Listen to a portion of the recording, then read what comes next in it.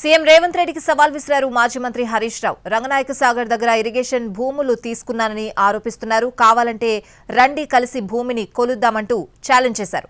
కాంగ్రెస్ ప్రభుత్వ తప్పిదాలు ఎత్తి చూపితే సీఎం రేవంత్ రెడ్డి బ్లాక్మెయిల్ రాజకీయాలు చేస్తున్నారని ఆరోపించారు.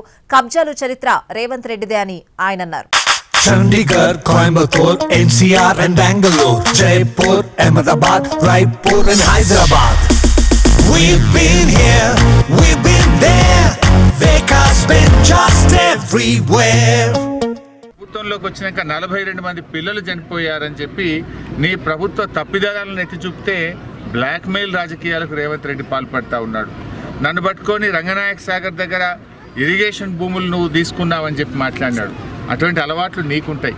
పచ్చకళ్ళ అద్దాలు పెట్టుకుంటే లోకమంతా పచ్చగా కనబడుతుంది అన్నట్టు కబ్జాల చరిత్ర నీది, కబ్జాలు చేసే ఆలోచన నీది.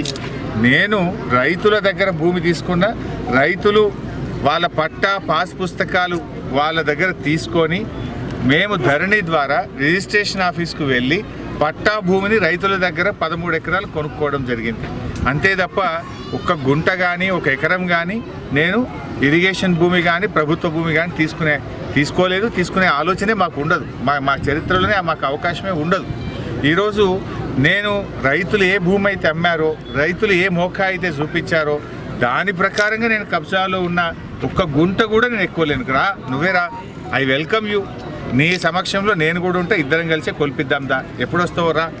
కానీ నువ్వు ఏదో విధంగా బ్లాక్మెయిల్ చేస్తే ప్రశ్నించడం ఆగుతుంది అనుకుంటున్నావు. మేము నువ్వు ఎన్ని రకాల బ్లాక్మెయిల్ చేసినా ప్రశ్నించడం ఆపము.